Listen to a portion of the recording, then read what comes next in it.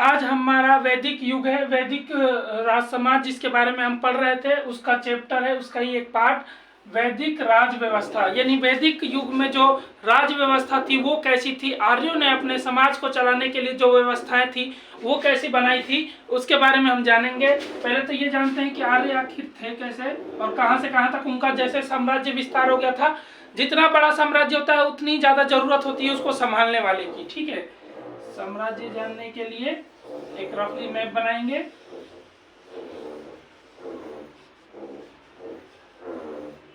ठीक है, इंडिया का मैप है, 4 दिशाएं होती है। उत्तर में माना जाता है कि वो हिमालय पर्वत तक चले गए थे, यहां तक फैले हुए थे, यानी कि जम्मू कश्मीर वाला पूरा इलाका। पश्चिम में अफगानिस्तान तक फैले हुए थे, अफगानिस्तान तक, हिमालय तक। नीचे दक्षिण में जो सिंधु नदी आती थी, इसका जो यहाँ के बाद तो अरब सागर शुरू हो जाता है, यहां तक सिंधु नदी तक दक्षिण में, और पूर्व में यमुना नदी तक। जो यमुना नदी हमारे दिल्ली में बहती है, वाई यमुना नदी तक, इतना बड़ा एरिया जो था उनका, इतना बड़ा एरिया आर्यों का फैल चुका था। वैदिक काल में इतने बड़े एरिया को आर्यों ने किस तरह संभाला, उसको किस तरह वो चलाते थे, चलाने के लिए किन विधियों का और किन पद्धतियों का उन्होंने उस समय यूज किया था, आज हम उसके बारे में जानेंगे। ठीक है, इतने बड़े क्षेत्रों को चलाना कोई बड़ी बात नहीं होती है। लोगों से आजकल समझ रहे ना, अपना घर नहीं चलता है तो इतने बड़े क्षेत्र को चलाना बहुत बड़ी बात होती है। ठीक है, माना जाता है कि जो आर्य थे वो इतने बड़े एरिया को वो एक व्यक्ति के हाथों में नहीं दिया करते थे। कहने का मतलब एक व्यक्ति इतने बड़े एरिया को नहीं चलाता था। आर्यों के जो स्थल पाए गए हमें, जैसे मोहनजोदाड़ो छोटा सा एरिया पाया गया अलग, हड़प्पा अलग पाया गया है, उसके बाद से लोथल अलग पाया गया है, रंगपुर अलग पाया गया है, कालीबंगा अलग पाया गया है। इस तरह कर करके अलग अलग करके करीबन 400 से ज्यादा शहर पाए गए हैं, अलग अलग शहर पाए गए हैं, अलग अलग पद्धतियां पाई गई है, जिससे ये साबित किया होता है और मानते हैं हमारे वैज्ञानिक इसके विषय में मत मानते हैं कि जो वैदिक काल के युग, वैदिक युग के जो थे आर्य, वो एक ही व्यक्ति के हाथों में सारा साम्राज्य नहीं था, जैसे कि एक ही व्यक्ति राजा होता है उस तरह नहीं था।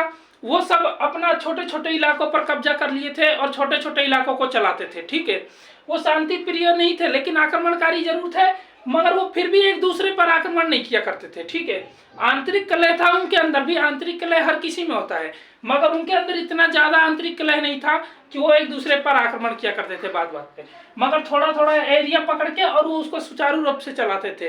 और यही कारण, शायद यही सबसे बड़ा कारण था कि एक एक एरिया इतना ज्यादा डेवलप था उस जमाने में भी कि आज की तुलना की जा सकती है उनसे, इतना ज्यादा डेवलप था। ठीक है, उसके लिए कुछ और नियम बताए गए हैं कि कैसे कैसे क्या क्या किए जाते थे।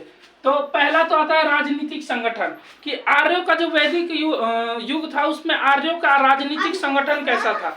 आर्यों के जो राजनीतिक संगठन थे उसके पीछे कहा जाता है कि आर्य पहले एक छोटे से इलाके पे रहते हैं, जिनको उनका जो सबसे छोटी इकाई होती है ना उसको कुटुंब या गांव कहते हैं, कुटुंब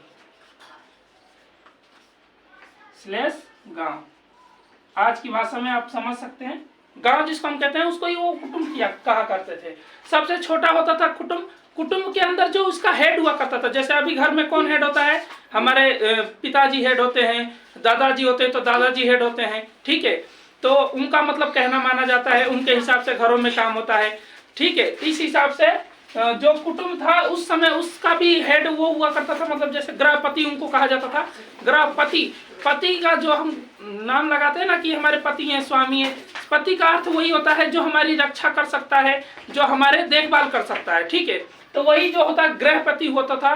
गृहपति मतलब घर का सब कार्यों को देखने वाला, उसको समझने वाला, किसी को कुछ चीज की कमी हो रही है तो उसको ला के देने वाला। ठीक है, तो ऐसे सब गृहपति हुआ करते थे कुटुंब यानी गांवों के। तो इसका जो हेड होता था वो गृहपति।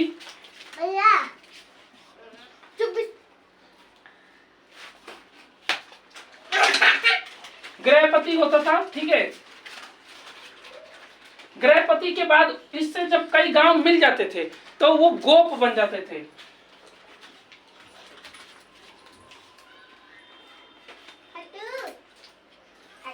गोप। और इस गोप का जो हेड होता था वो गोपति होता था। वर्तमान समय में आप देख सकते हैं कि जो हमारे तहसील होते हैं, तहसील क्या होता है, कई गांवों को मिलने से तहसील बनता है, उसी तरह उस समय कई गांवों को मिलने से गोप बनता था। और उसी गोप से जो हेड होता था, जैसे अभी तहसील का हेड जो होता है उसको उसी तरह गोपति होता था जो पूरे तहसील को संभालता था। उसके बाद कई तहसील जब मिल जाते थे, मर्ज होते थे आपस में, तो उससे जो बनता था वो होता था जन, और जन का होता था जनपति। इसी को राजा भी कहा जाता है। यानी कि उस समय की जो शासन व्यवस्था थी उसको इस तरह से माना जाता है। आप देख सकते हैं कुटुंब होता था, कुटुंब कई कुटुंब मिलते थे तो गोप बनता था, और कई गोप मिल जाते थे तो जन बनता था। और जन का जब जन का ही जो हेड होता था वही जनपति या राजा होता था। तो छोटे से लेकर ऊपर तक की इकाई के बारे में यहाँ पे बताया गया है, और हर इकाई का एक हेड होता है उसके बारे में भी बताया गया है। ठीक है, तो ये थी इनकी राजनीतिक संगठन। आर्यों का राजनीतिक संगठन बहुत बेहतरीन था। उन्होंने इसको इस तरीके से इसलिए बांटा था क्योंकि जो कार्य है, अगर ऊपर से कोई ऑर्डर आता है किसी भी बड़े काम का, तो नीचे आते आते तक कई भागों में बढ़ जाता है, तो कोई भी व्यक्ति उसको थोड़ा थोड़ा करेगा ना तो वो काम पूरा हो जाएगा। ठीक है, जैसे कि अब कोई कह देता है कि एक ट्रक लकड़ी उठा के और एक जगह से दूसरी जगह लेके जाना है, हम नहीं ले जा सकते एक ही बार में इतना ज्यादा लकड़ी। लेकिन अगर हम 10 जने हैं और दो लकड़ी भी उठा के ले जाएंगे तो दिन भर में वो लकड़ी ढो देंगे। ठीक है, ऐसा हो सकता है। उसी तरह कार्य को सुचारू रूप से चलाने के लिए और सबके पास थोड़ा थोड़ा वो काम जाए, इसके लिए ये नियम बनाया गया था कि राजा आज्ञा देगा गोपति को, गोपति से नीचे जाएगा गृहपति तक, और गृहपति से जन जन तक चला जाएगा, एक एक व्यक्ति तक चला जाएगा, और वो उस कार्य को पूरा कर देगा। ठीक है, तो ये थी उनकी शासन राजनीतिक संगठन। उसके बाद आता है शासन पद्धति। आर्यों के शासन पद्धति बहुत ही अच्छी थी। आर्य इतने बड़े इलाके में थे मगर वो उसको फिर भी सुचारू रूप से चलाते थे।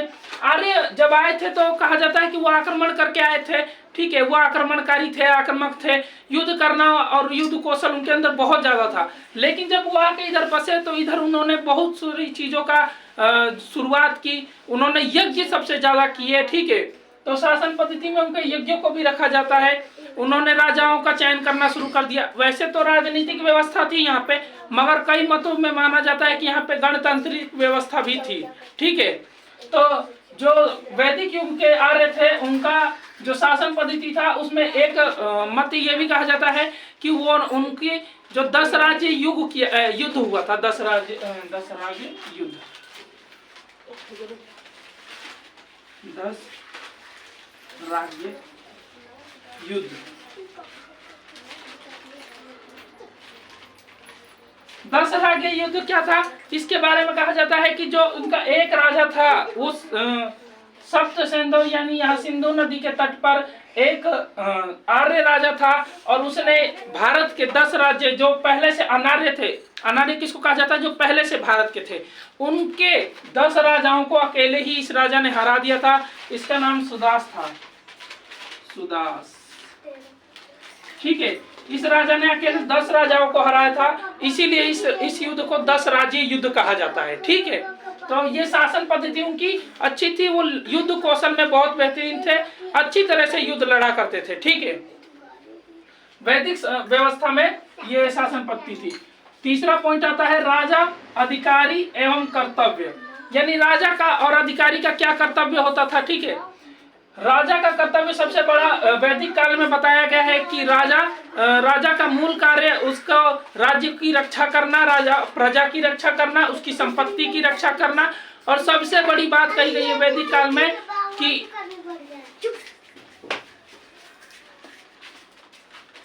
सबसे बड़ी बात कही गई है वैदिक काल में कि जो राजा होगा उसका सबसे बड़ा कार्य होगा कि वो गायों की रक्षा करेगा, क्योंकि वैदिक काल में जो सबसे ज्यादा जोर दिया गया है वो गायों के ऊपर दिया गया है। ठीक है, गायों को सबसे ज्यादा धनवान माना गया है। जिसके पास जितनी ज्यादा गाय होती थी उसको उतना ज्यादा धनवान माना जाता था। ठीक है, तो ये जो शासन व्यवस्था राजा और उसके अधिकारियों का कर्तव्य हुआ करता था। साथ ही साथ और कर्तव्य बताया गया है साक्ष्यों के तौर पे कि जो वैदिक युग के आर्य थे, उनके जो राजा थे वो गायों की रक्षा तो करते ही थे और भी पशुओं के साथ उदार भाव रखने की उनकी बात बताई गई है। ठीक है, चौथा पॉइंट है प्रमुख अधिकारी। वैदिक युग के अंदर जो प्रमुख अधिकारी किस किस किसको बताया गया है, इसके बारे में कहा गया है कि राजा का प्रमुख अधिकारी सेनापति होगा, कोषाध्यक्ष होगा, प्रधानमंत्री होगा और भी होंगे। ठीक है, लेकिन इसमें सबसे खास जो बताया गया है वो सेनापति और कोषाध्यक्ष को बताया गया है। सेनापति वो होता है जो पूरे सेना का संचालन करता है, उसकी व्यवस्थाओं को संभाल के रखता है, और कोषाध्यक्ष वो होता है जो धन का सारा लेखा जोखा और उसको संभाल के रखता है कि धन एक संग्रह करता होता है जो धन को संग्रह करता है, मतलब लोगों से धन लाकर और कोष के अंदर इकट्ठा करता है। ठीक है, वो संग्रह करता होता है। तो जो वैदिक युग है, आर्यों की जो साक्ष्य मिलते हैं उससे पता लगता है कि उन्होंने इस प्रकार से अपने अधिकारियों को बांट रखा था। प्रधानमंत्री की नियुक्ति भी उन्होंने की थी अपने लिए, राजा ने, कि अगर किसी मसले पर उनको विचार विमर्श लेना होगा तो वो प्रधानमंत्री से विचार विमर्श करके उससे समझ सकते हैं, उसके विषय में अच्छे से अच्छा तर्क, अच्छे से अच्छा नियम, अच्छे से अच्छा कानून बना के उस विषय को सुचारू रूप से समाज के अंदर संचालित किया जा सकता है। ठीक है, तो ये वैदिक शासन में प्रमुख अधिकारियों की नियुक्ति और उनके क्या क्या कार्य थे वो थे। उसके बाद सभा और समिति की बात की गई है। सभा और समिति क्या क्या कहा जाता है, इसके ऊपर कई तर्क मिलते हैं। वैसे तो अलग अलग जगह पे अलग अलग बात की गई है। जैसे समिति को कहा गया है ये गरीब, कुलीन और गांव वाले लोगों की, और फिर उसके बाद से एक ऐसी संस्था होती थी जो कि समिति कहलाती थी। यानी समिति ऐसी संस्था होती थी जो गांव वाले लोगों की हुआ करती थी। ठीक है, गांव वाले लोग इसमें रहते थे और इसमें लोग क्या होते थे, इकट्ठा होके और किसी मसले पर बात विचार किया जाता था। ठीक है, उनको समझा जाता था और उसको लागू किया जाता था अपने में। ठीक है, या फिर राजा कोई नया कर बना दे या फिर राजा कुछ नया नियम निकाले तो उसको कैसे हमको करना है या क्या नहीं करना है, इसके बारे में बात की जाती थी समिति के अंदर। सभा क्या होती थी, सभा के अंदर एक समिति थी, एक सभा थी। समिति ग्राम वाले लोगों की और सभा शहर। उस समय शहर क्या होते थे, जो बड़े बड़े लोग होते थे। ठीक है, सभा उनके लिए कही जाती है। सभा का आयोजन वो लोग करते थे जो अमीर थे, अच्छे थे, कुलीन वर्ग के थे। ठीक है, जो उच्च अधिकारी हुआ करते थे वो सभा बुलाते थे और सभी लोग इकट्ठा होकर वहां पे मसले के ऊपर विचार विमर्श करते थे। वो उसके साथ क्या करना है क्या नहीं करना है इसके बारे में जाना करते थे। ठीक है, और अथर्ववेद के अंदर सभा और समिति को प्रजापति की दो पुत्रियों के रूप में माना गया है। प्रजापति वो होता है जो नियम कानून बनाता है और उसकी दो पुत्रियां, यानी कि मतलब ये नहीं कहा गया है कि उसकी पुत्री, असली में सभा और समिति इस तरह है कि नियम कानून शुरू ही इनसे ही होता है। सब नियम कानून अगर सुचारू रूप से चलाना है तो सभा करके पहले शहर के लोगों को कन्विंस करो और समिति करके ग्राम के लोगों को कन्विंस करो। अगर दोनों के दोनों आपके नियम से खुश हैं तो आपका नियम सुचारू रूप से उस शहर में लागू हो सकता है। कोई विरोध नहीं होगा, कोई भड़काऊ भाषण नहीं दिया जाएगा। ठीक है, तो ये सभा समिति थी। फिर आता है न्याय व्यवस्था। वैदिक युग में न्याय व्यवस्था के बारे में कहा गया है कि न्याय व्यवस्था बहुत अच्छी थी। उस समय ऐसा भी नहीं था कि लोगों को दिन दहाड़े लूट लिया जाता था, और ऐसा भी नहीं था कि किसी के साथ ऐसी चीजें नहीं होती थी। ठीक है, लेकिन उनके साथ यदि कुछ ऐसा हो जाता है तो उनके साथ पूरी तरह से सही व्यवहार किया जाता था। सही तरीके से उनके साथ व्यवहार करके उनका न्याय दिया जाता था।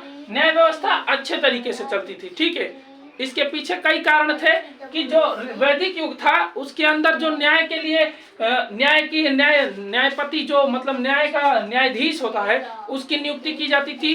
उसके अंतर्गत यानी उसके नीचे भी अध्यक्षों की नियुक्ति की जाती थी और उसके नीचे अधिकारियों की नियुक्ति की जाती थी। यानी कि न्याय व्यवस्था को सही तरीके से करने के लिए कई लोगों की नियुक्ति की जाती थी, तो न्याय व्यवस्था ऑटोमेटिक ही सही चलती थी। ठीक है, फिर आता है युद्ध विधि। ठीक है, युद्ध विधि के अंदर मतलब ये बताया गया है जो वैदिक युग था उसके अंदर उनकी युद्ध विधि कैसी थी, वो युद्ध कैसे लड़ते थे। ठीक है, वैदिक युग में बताया गया है कि जो राजा थे वो शुरू से ही युद्ध कौशल में निपुण थे, क्योंकि जब वो मध्य एशिया से भारत में एंटर हुए थे तब भी वो युद्ध करके ही आए थे और अभी भी वो युद्ध ही करते रहते थे। आंतरिक कलह भी था इनके अंदर, जैसा कि मैंने कहा ये बहुत ज्यादा डेवलप थे, मगर फिर भी आंतरिक कलह कभी खत्म नहीं होता है। जो जितना ज्यादा डेवलप होता है वहां पे उतना ज्यादा आंतरिक कलह होता है। ठीक है, आंतरिक कलह था, आपस में लड़ते रहते थे, मगर युद्ध कौशल और हथियार, तलवार, कटार, खुरपी, भाला, चाकू, छुरी सब लेकर मतलब कूद जाते थे लड़ाई करने के लिए। ठीक है, इनकी लड़ाई करने की पद्धति भी बहुत अच्छी थी। ये शुरू में आए थे तो इनकी पद्धति थी वो आक्रामक थी, मतलब कि लोगों को मारो और उन पे राज करो, लोगों को मारो और उन पे राज करो, लोग ही नहीं, मतलब वहां से लोग जो आपका विद्रोह कर रहे हैं, आपके खिलाफ मतलब जा रहे हैं, उनको मार दो, बाकी अपने आप डर जाएंगे और वो आपके अधीन आ जाएंगे। मगर जब वो भारत में आए तो भारत में आने के बाद तो अच्छे अच्छे लोग सुधर गए हैं, वो लोग भी सुधर गए। अब वो आक्रामक नहीं, बचाव की नीति अपनाते थे, जैसे कि वो स्वयं नहीं लड़ने जाते थे। यदि कोई खूब कूद रहा है, नहीं मारबे करेंगे तो उनसे बचने के लिए वो रक्षात्मक नीति अपनाते थे, स्वयं की सुरक्षा करते थे। ठीक है, तो ऐसी नीति अपनाना शुरू कर दिए जब वो भारत में आए। ठीक है, आर्यों का भारत में आने के बाद ये पहला मतलब ये जो एक उनकी जो सोच थी उसमें परिवर्तन आया। ठीक है, वहां पे एक व्यवस्था ऐसी भी थी वैदिक युग में कि वहां पे प्रत्येक व्यक्ति समाज का एक सैनिक होता था, मतलब उनको ट्रेनिंग दी जाती थी। ठीक है, वर्तमान समय में दुनिया के जैसे कुछ देश हैं, इजराइल हो गया, रूस हो गया, इन देशों में जनसंख्या बहुत कम है, तो क्या किया जाता है, यहाँ पे समाज के हर एक व्यक्ति को नियम बना दिया गया है कि 12th पास करने के बाद उन्हें अपने देश के लिए 2 वर्ष देना ही पड़ेगा, चाहे वो महिला हो या पुरुष हो। ठीक है, उसी तरह इनके यहाँ भी नियम था कि इनको अपना समय का कुछ हिस्सा अपने देश के लिए देना पड़ेगा। सेना में इनको ट्रेनिंग दी जाती थी, लेकिन इनको नौकरी में नहीं रखा जाता था, उसके बाद इनको हटा दिया जाता था। ठीक है, अगर युद्ध होता है किसी से और सेना बॉर्डर पे कम हो जाती है, इनके युग में जो वैदिक युग था सेना बॉर्डर पे कम हो जाती है, तो जो नॉर्मल व्यक्ति हैं उनको युद्ध लड़ने के लिए बुलाया जा सकता है और आपको जाना पड़ेगा। ऐसा नहीं है कि आप मना कर देंगे, अरे नहीं हमारा बियाह हो गया है, 2 झुनझुन्ना है हमारे पास, लेके बजाना है उनको, तो ऐसा कुछ नहीं है। ठीक है, आपको लड़ाई करने के लिए जाना ही पड़ेगा। ठीक है, तो ये थी वैदिक युग की राज व्यवस्था। ठीक है, पूरा वीडियो देखने के लिए धन्यवाद।